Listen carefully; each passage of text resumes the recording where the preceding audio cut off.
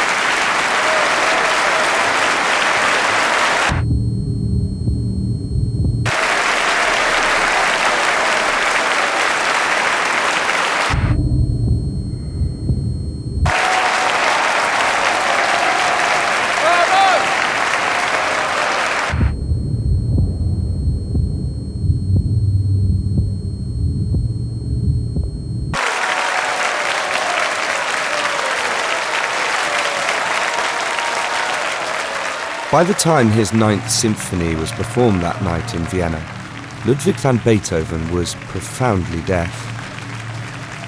Almost 2 centuries later, this music remains as potent, obsessive, and bewilderingly brilliant as ever.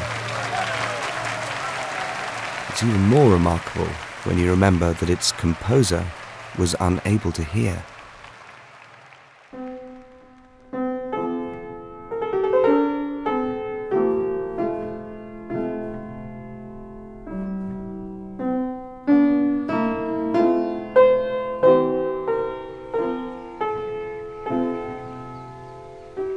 For me, the struggle that comes through Beethoven's music is what makes it so compelling.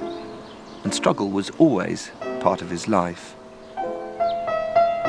Just as with Shakespeare, you come to Beethoven to engage with the big questions that stir nations, that stir humanity itself. The struggle against deafness, the struggle for personal freedom on every level, the determination to be an artist on his own terms. All this I feel acutely in his music. Music which, against the odds, articulates the indomitable power of the human spirit. His music has changed lives. It's changed history. And with him, you might say, music grew up.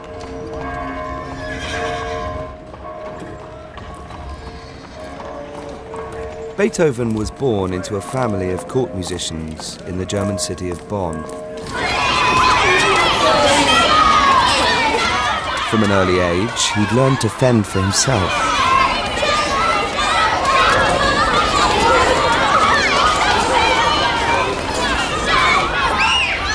Look at him. What's he so miserable for? Your mother's dead, isn't she? No, she's not. Well, she must be.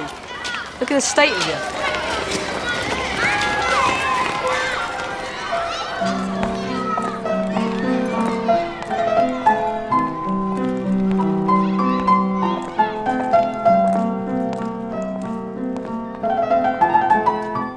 Ludwig's mother wasn't dead. At least, not then. I don't think his mother meant to neglect them. It wasn't as if they were poor. Certainly not when we were children. But I don't remember it being exactly a happy home. Keep the tempo even.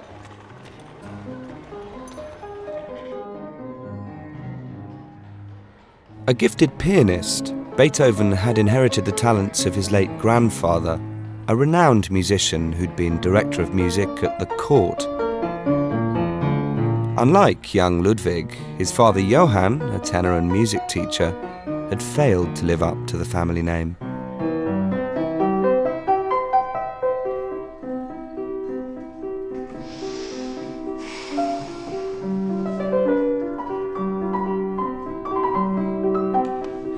Right, that's enough. Stop. Enough. That's enough. How many times do I have to tell you just play the notes in the exercise? But, Papa, it's so beautiful. It's silly trash. Stop. Grandfather would have loved it. I said enough!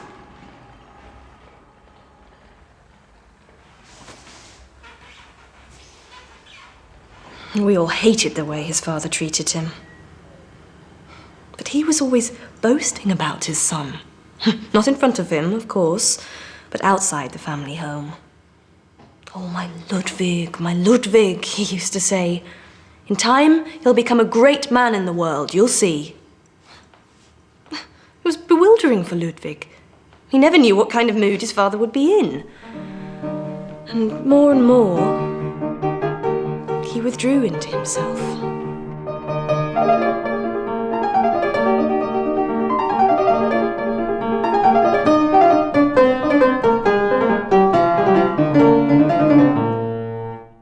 It was clear that Beethoven's talent as a musician might provide an escape from his father.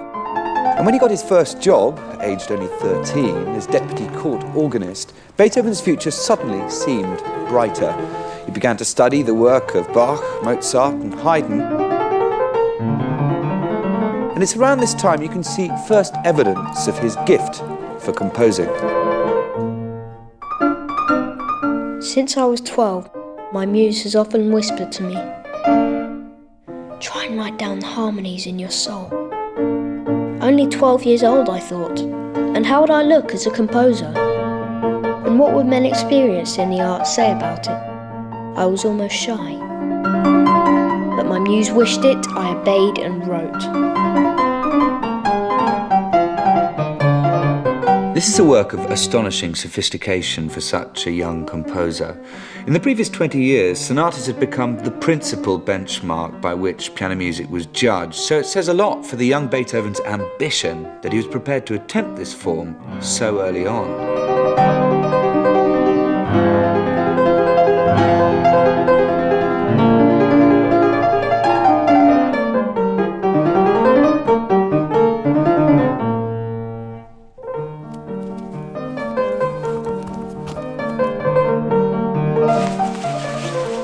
Every element of his court costume. It was quite something. Sea green frock coat, green knee breeches with buckles, stockings of black or white silk, shoes with black bow knots, the vest bound with real gold cord, hair groomed, hat under left arm, sword with a silver belt. It was really quite something.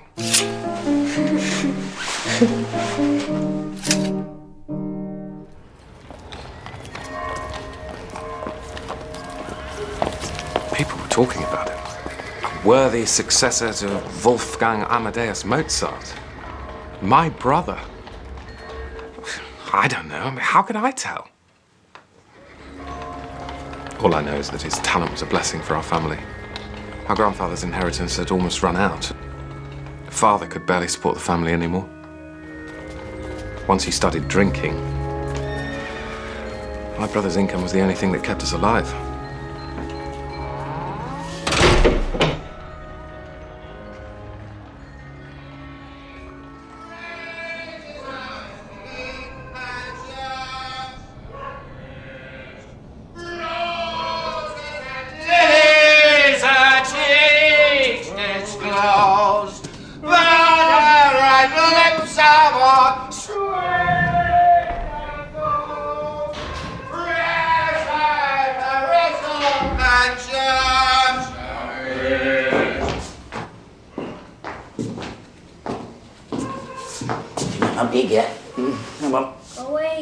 Get little bastard!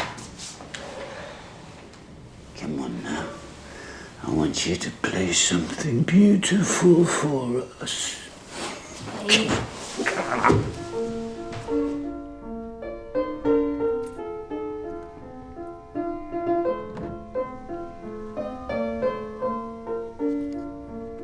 Brilliant, isn't he? You're my little genius.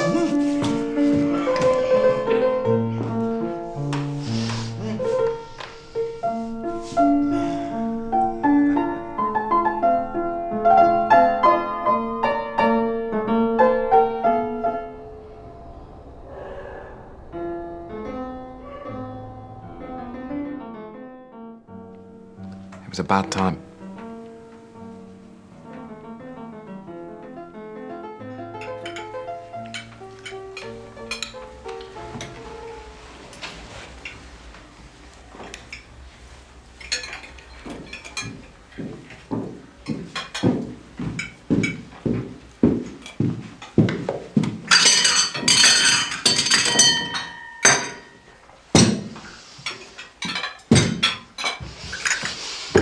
Of course, your counterpoint will have to improve.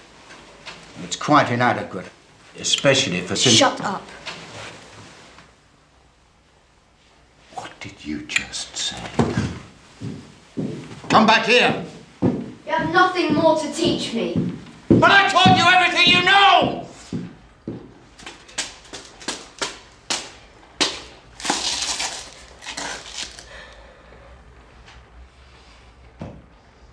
I never understood why Ludwig's mother didn't step in. He certainly never criticized his parents in front of us. But I had the feeling that he'd given up relying on them.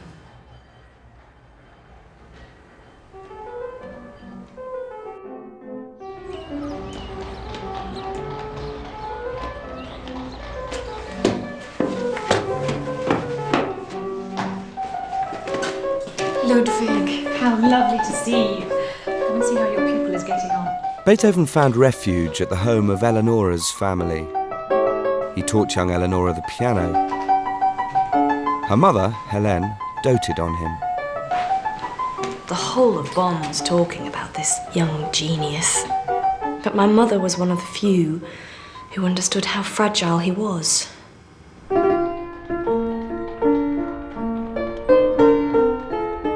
He was happiest when he was alone. Just him and his music.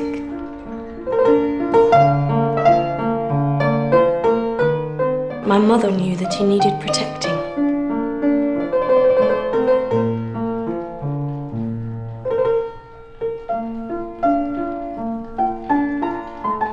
She used to say to me, "It's our job to keep the insects off the flower."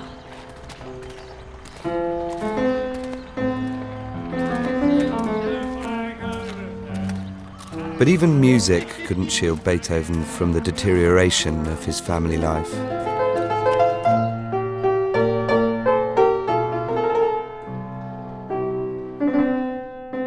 Ludwig's mother would shortly die from consumption, and his father's drinking problem grew steadily worse.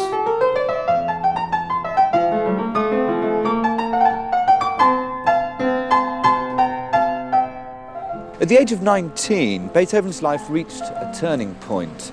He realised he would have to take over as head of the household. And in a dramatic move, he wrote to his father's employer, the Elector of Bonn, asking that half his father's salary be paid to him. It was typical of Beethoven's boldness, and he got his way.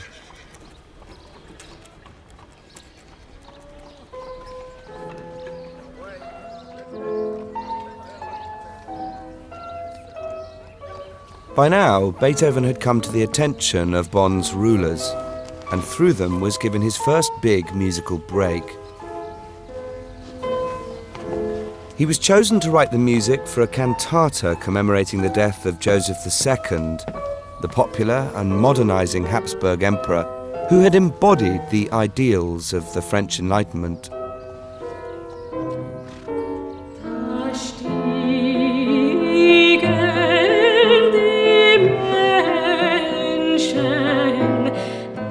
to the French border, Bonn had always been influenced by French Enlightenment thought.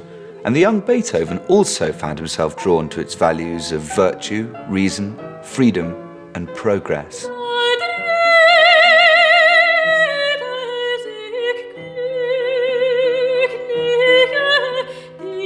Here, as an idealistic and demanding young man, he penned this sublime tune, almost Mozartian in its effortless beauty.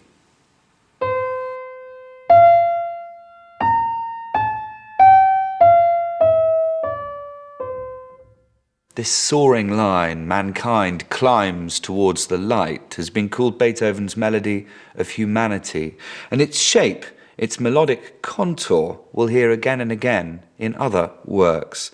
What does it consist of? A rising figure, up again, and then it turns back in on itself. So it's about an overall shape, not the specific notes, which makes it a motto theme, which is an ongoing obsession in Beethoven's music throughout his life.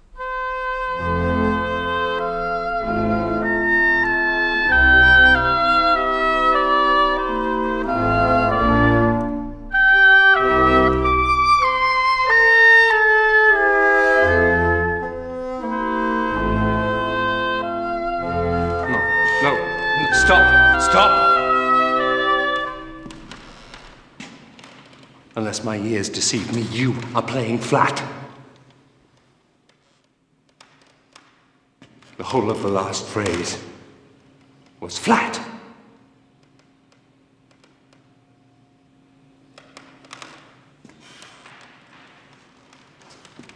Again, from the beginning.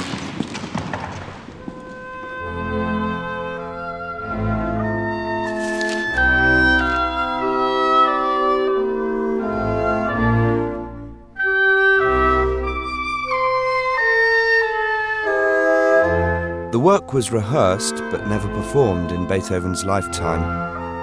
It's an ambitious, elaborate piece, and at 800 bars, longer than anything he'd written before.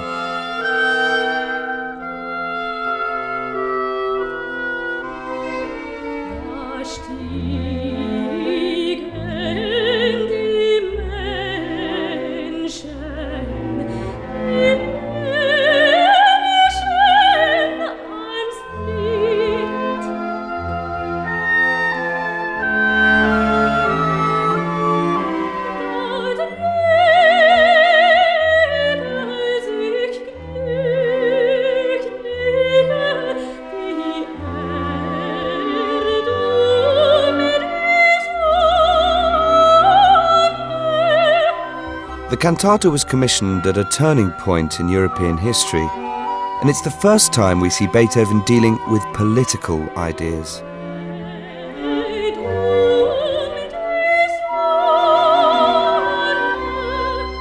The storming of the Bastille in France had sent shockwaves throughout the continent.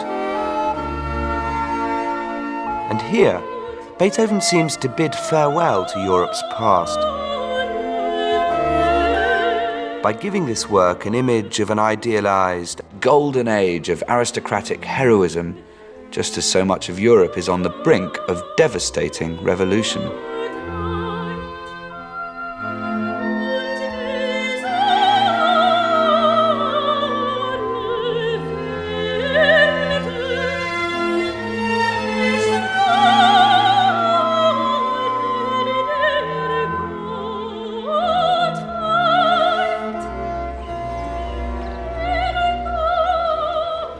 Beethoven had attained recognition in Bonn's aristocratic circles.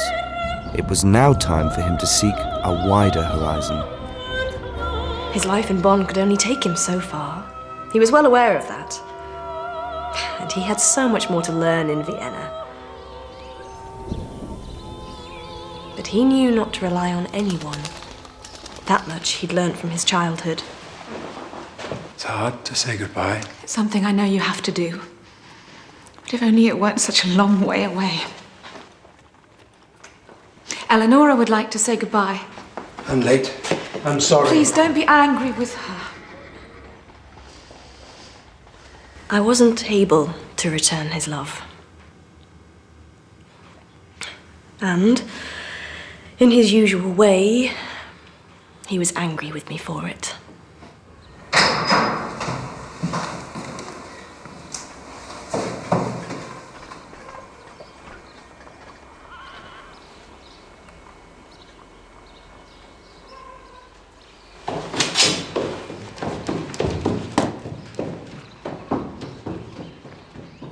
But he wrote to me from Vienna, and slowly, we were able to be friends again.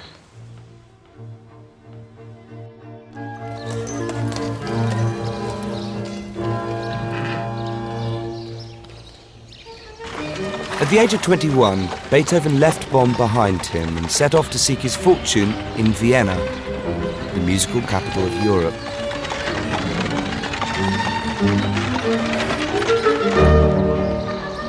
He arrived with an invitation to study with the world's greatest living composer, Joseph Haydn.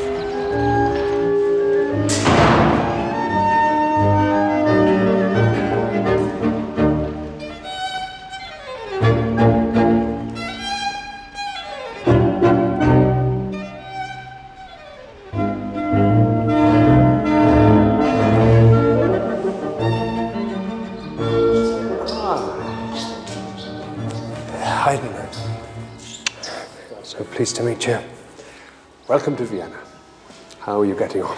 Oh, come, sit down over here. Over there.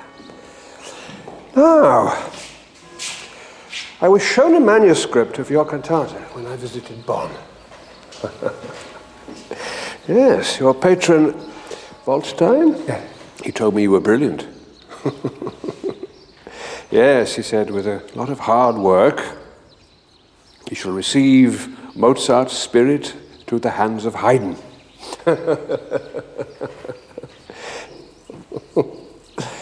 And what do you make of that, then? Well, I would be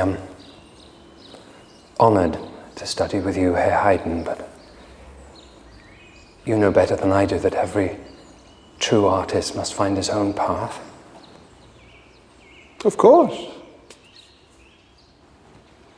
An extraordinary young man. I wasn't surprised at his impatience. After all, I suppose this was a young man in a hurry, and I was a composer in my twilight years. But I sensed that in time he would give the world something to talk about, and I would be proud to call myself his teacher.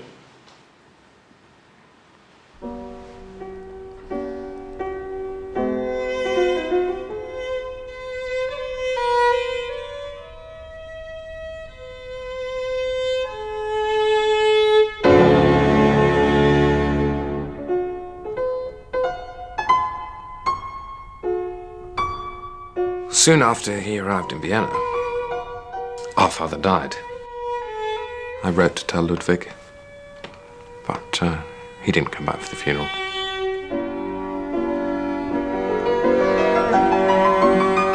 In fact, he never returned to Bonn. I was more than happy to follow him to Vienna. There was nothing in Bonn for me.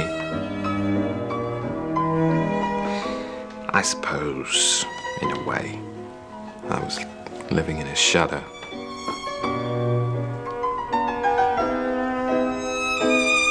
Ludwig got on with his life. His new life.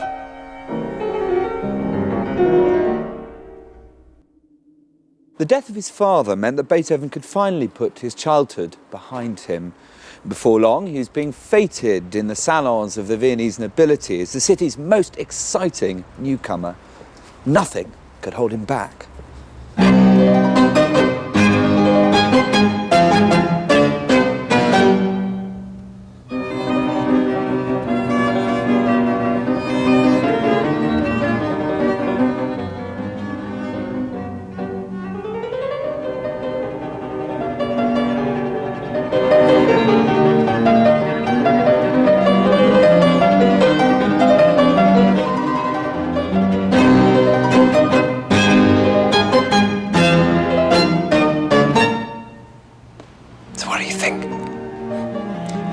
It's novel, and I like it because of its novelty. Others may find it too complex. If I were you, I wouldn't publish this last one just yet. It needs more work.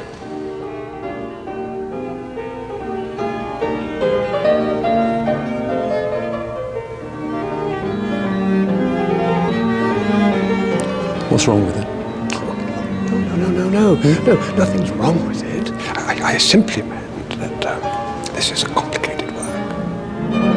Perhaps a little too much so. The public hasn't caught up with you yet. Perhaps they're not quite ready for this.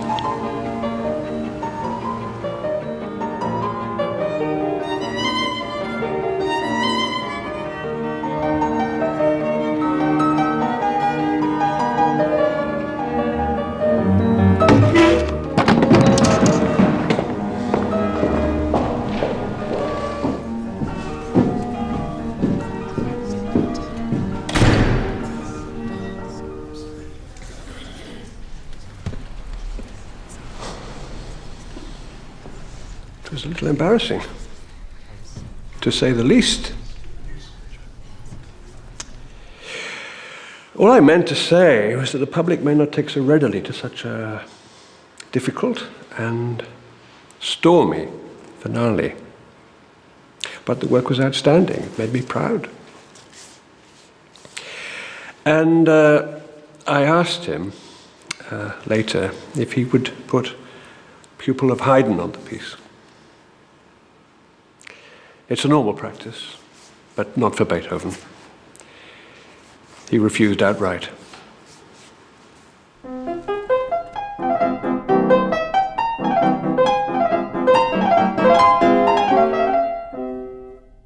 Perhaps it was necessary for the young composer to carve his own way.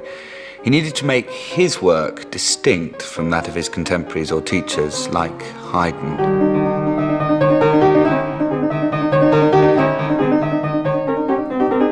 And he does that here in the F minor piano sonata, setting himself challenging ground rules in order to express the maximum. Whereas composers like Haydn and Mozart might achieve contrast through key change, Beethoven here sticks pretty much to the one key, F minor. And he forces us to sit up and listen through the use of very clever localized effects. Repetition, strange syncopated rhythms, and extreme shifts between loud and soft. He's taken the idea of contrast to a much higher, more provocative degree.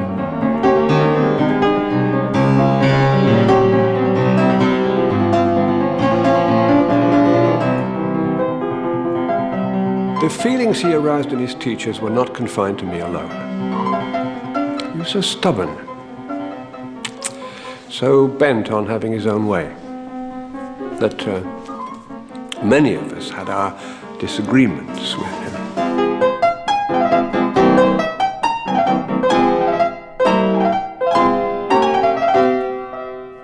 He claimed, apparently, that I was jealous of him.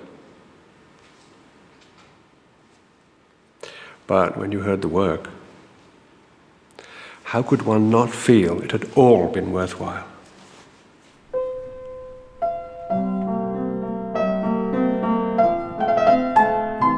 Beethoven's early years in Vienna were characterized by his writing for the piano. And it's in these sonatas, private works intended for domestic and not public consumption, that we see the real masterpieces of his youth.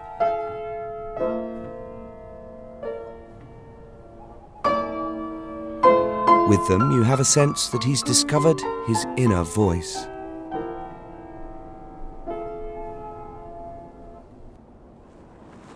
It was his skill as a virtuoso pianist that propelled Beethoven to fame in Vienna. Within just a few years of his arrival, he was already wildly popular as the city's foremost improviser. Contenders would spar in contests where each had to improvise on a well-known piece of music. And to maintain his position, Beethoven had to see off the competition, taking on the heavyweights, product of the European music scene.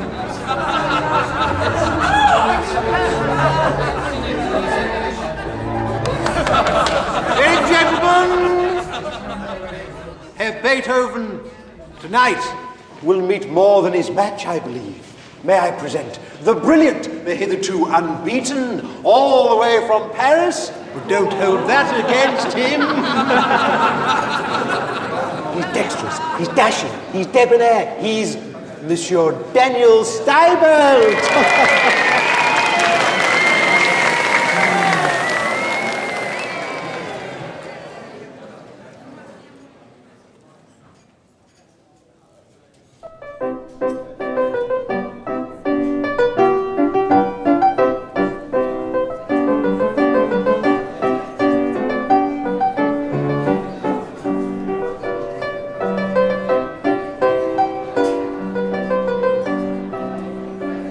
So when are you going to start?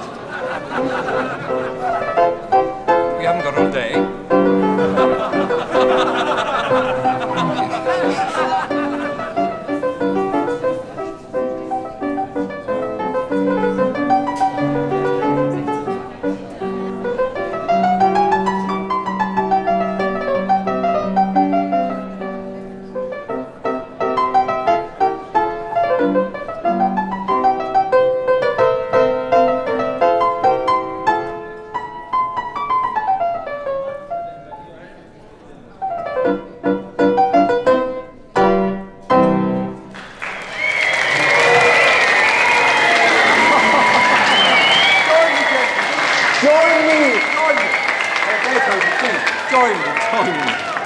Join me. Absolutely delightful. And now, I introduce the toast of our beloved Vienna. We know him, we love him. His fingerwork is finesse itself. But is he the best? Let's find out. Herr Ludwig van Beethoven!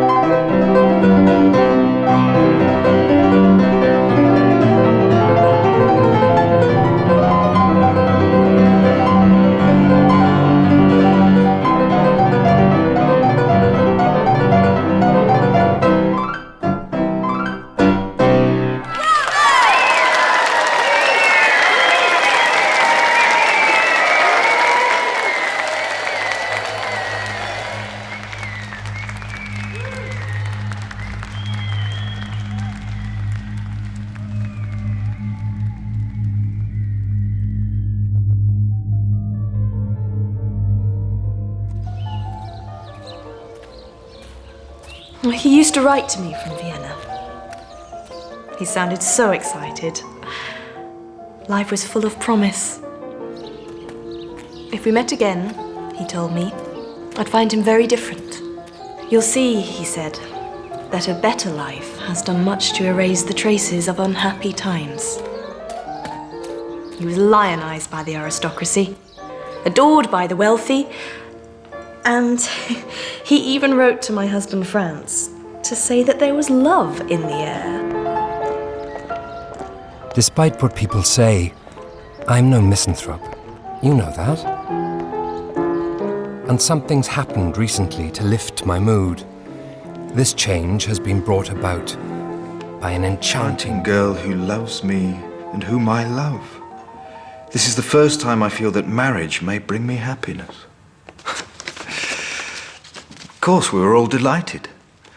He'd always had such difficulties with women, always falling in love, but somehow it never quite worked out. Oh, well, he's talented. I mean, he's brilliant. He plays like a dream. And? And he's ugly. Well, he's not exactly ugly, but he doesn't make the best of himself, does he? He wears cheap, nasty jackets. I almost want to pay for him just to go to a tailor. Oh, but he has a kind of charm, a sort of magnetism. And he's written a sonata for me. I know.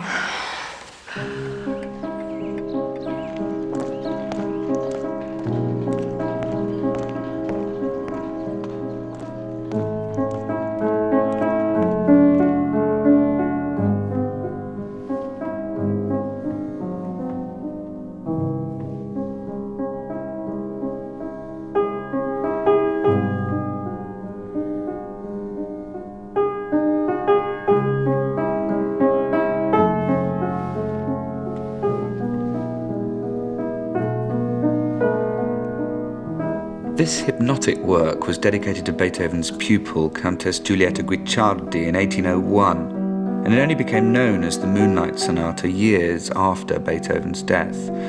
He himself gave it the subtitle Sonata in the Manner of a Fantasia, and it's this fantasy-like quality which builds on the huge talent Beethoven had for improvisation. Here we see that very gift taken out of the public sphere into the private realm.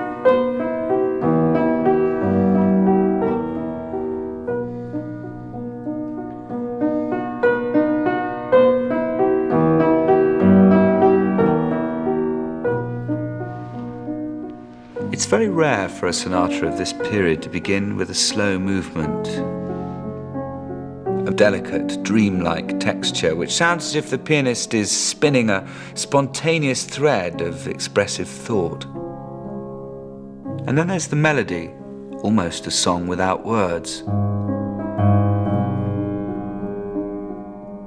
And in its lyrical and melancholic nature, which would have a great influence on 19th century romantics like Chopin, this work takes the piano sonata into dark, new territory.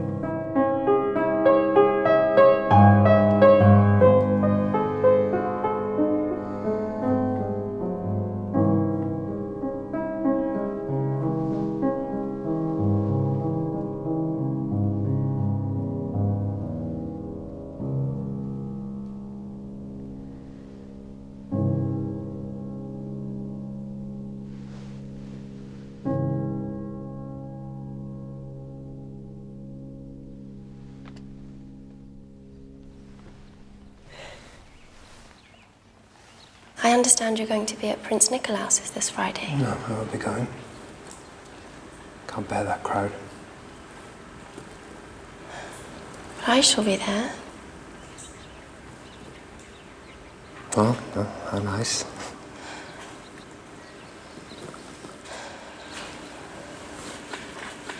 I think we should move on to the next movement. Giulietta was one of many women with whom Beethoven would fall in love.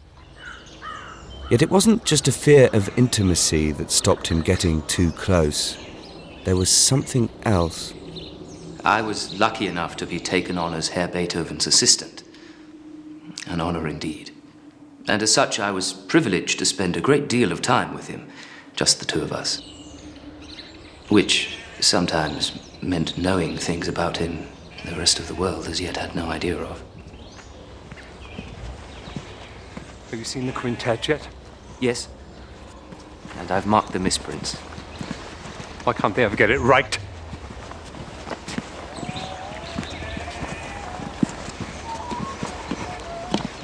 Listen to that. It must be a shepherd.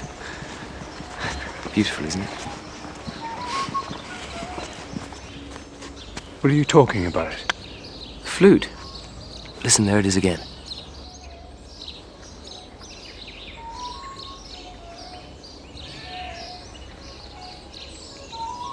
You're joking, aren't you?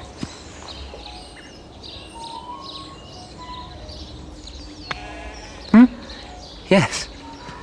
Yeah. I must have misheard it.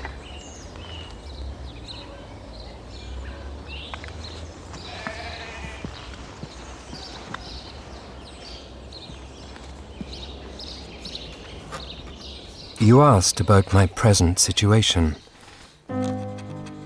Well, to the outside world, everything is fine. I'm being offered more work than I can possibly deliver, and I no longer even have to negotiate with people. I state my price and they pay.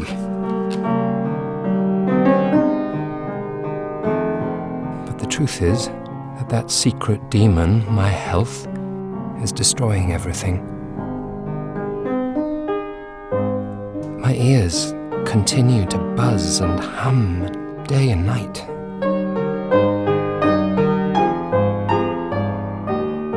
Can you imagine what a disaster that is for me, a musician? I daren't go out in public, just because I cannot possibly tell people I'm going deaf. Beethoven would lose his hearing slowly over the next 10 years. But the first symptoms of deafness, a ringing in his ears and an inability to understand people's speech, threw him into a panic. There wasn't a moment to lose. When he wrote to me again, there was a new sense of urgency in his voice. A determination, almost a mania. A feeling that time was running out.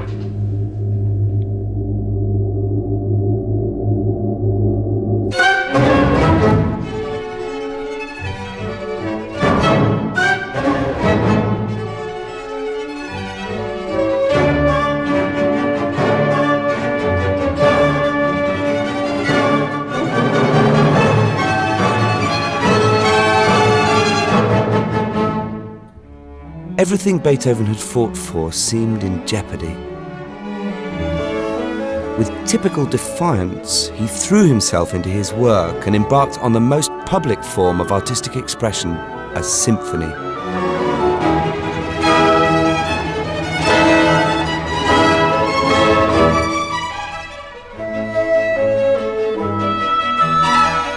I live entirely in my music.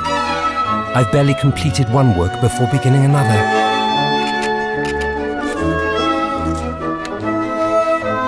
At my current rate, I'm often composing 3 or 4 works at the same time. At the moment, I feel equal to anything.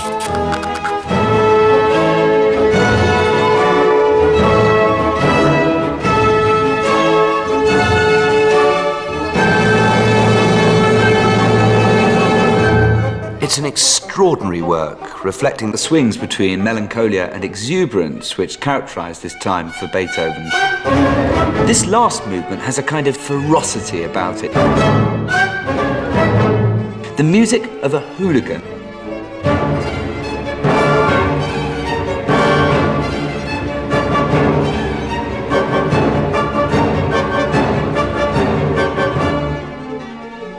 This symphony sits on a fault line between the 18th and 19th centuries.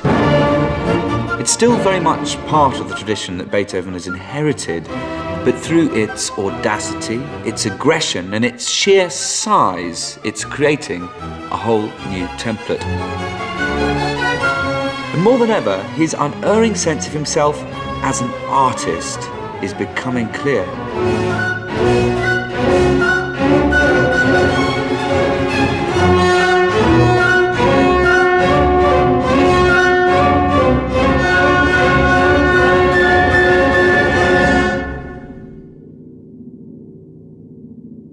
I can't possibly marry this man. I don't know what I was thinking. My head must have been turned by the music. I mean, obviously he's without rank or permanent position. I mean, what would my future be? Something else? All of Vienna's whispering about it. There's talk, he might be losing his hearing. A deaf musician. Can you imagine that?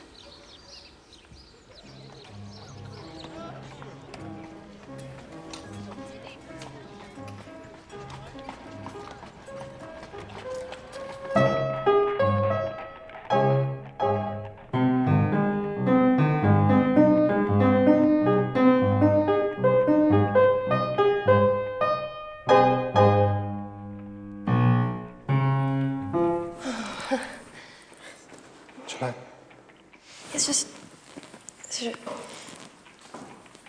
well, it's.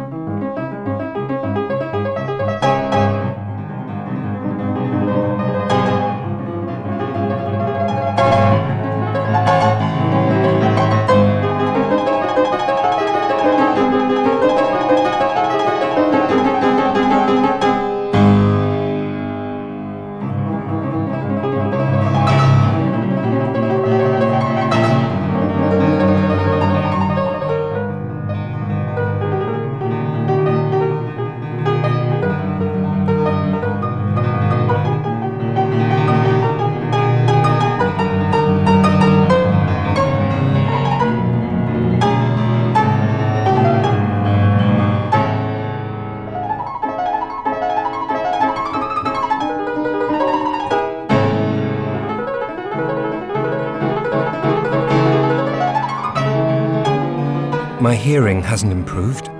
In fact, I think it may be getting worse. And the lady I told you about is not of my class.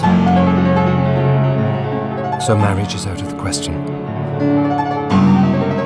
And in any case, I really am far too busy with my music.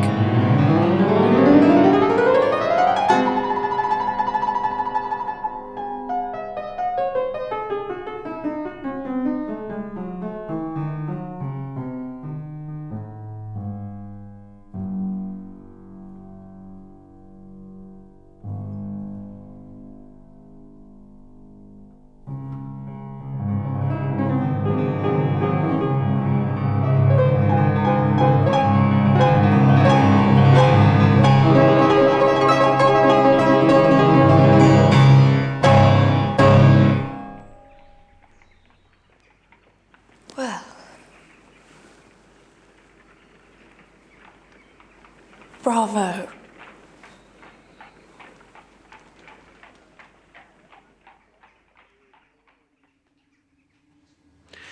You want to know what his state of mind was like then? Utter distress. Not only was that relationship doomed, but he was a man who, up until now, could do no wrong in Vienna, with a secret that could destroy all that. He began to avoid his friends. He stopped coming out in company. People thought he was downright rude. Not many of us knew the reason why.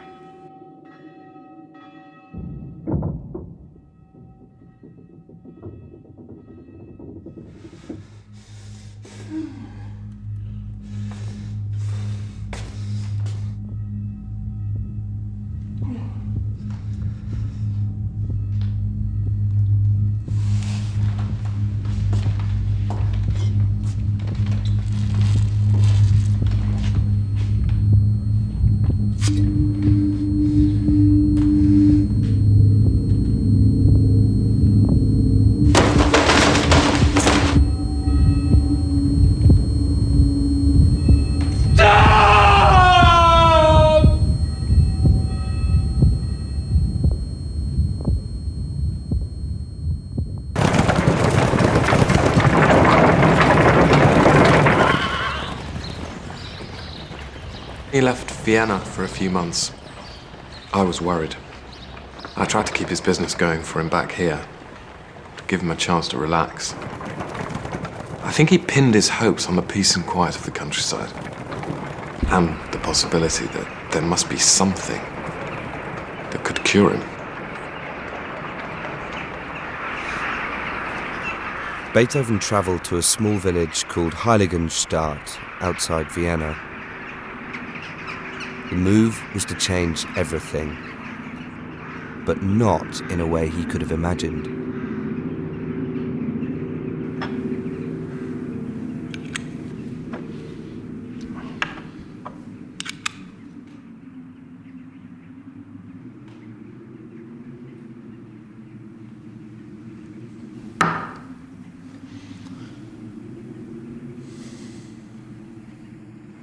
So,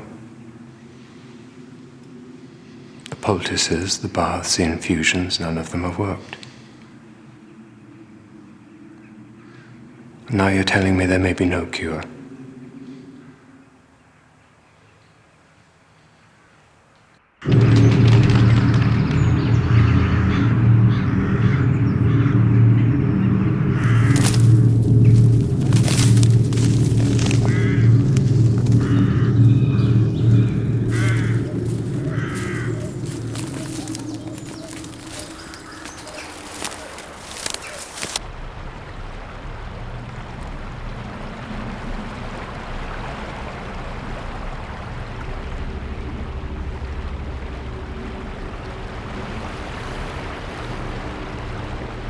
You people who think or say that I am hostile, stubborn, or misanthropic,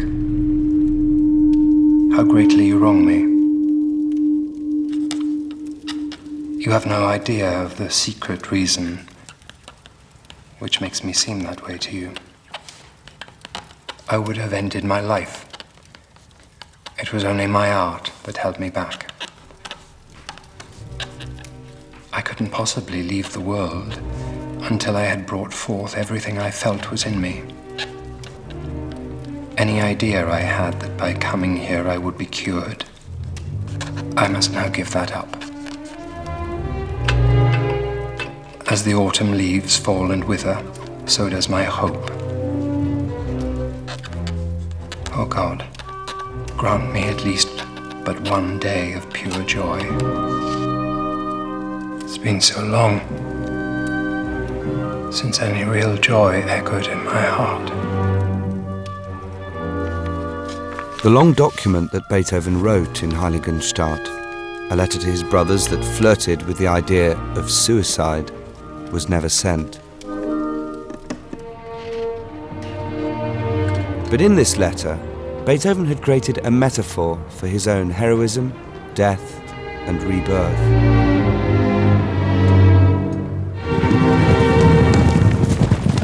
Bidding farewell to his old self, Beethoven embarked upon what he called his new way. And on his return to Vienna, he composed his most radical work to date, a symphony which he intended to dedicate to his political hero, Napoleon. But when Napoleon declared himself Emperor of France, Beethoven, feeling betrayed, withdrew the dedication. And he turned the symphony into what you might say is the story of his own heroic struggle. I was bound to be misunderstood, and I had to live alone, like someone who'd been banished. But now all this I've resolved to overcome. Significantly, he gave this symphony a title, Eroica. This was his passionate and defiant response to crisis.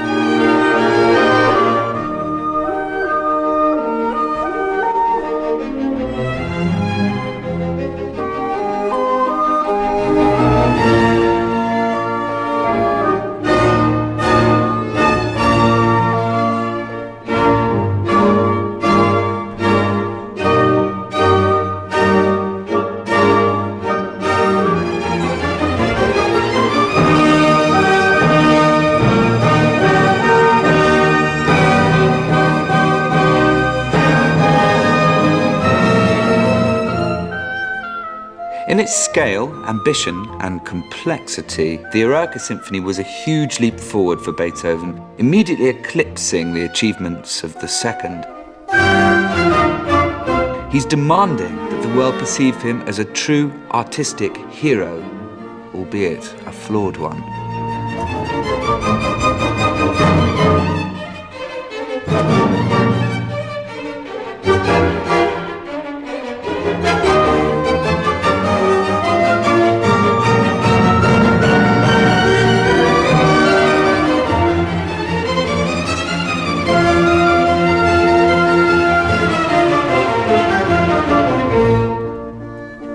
He wrote to us that every day was bringing him closer to his goal. A goal he couldn't describe, but he could feel. You'll see, he said. I will be happy again. As happy as this world allows me to be. Resigned to his fate, he wrote, "Let my deafness no longer be a secret, even in art."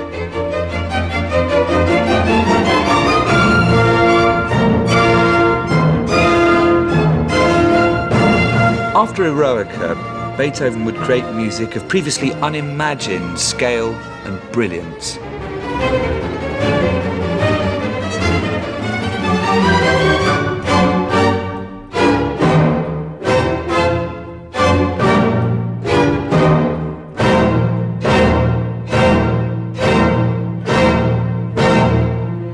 But the deeply personal crisis of losing his hearing was only the start of his difficulties.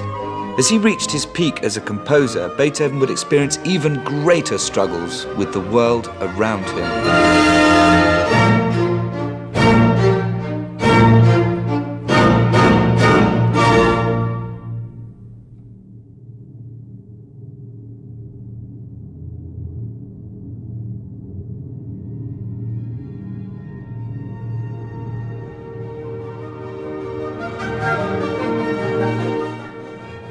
And now over on BBC4, join Charles Hazelwood in the new series Beethoven Uncovered as he takes a closer look at Beethoven's Second Symphony.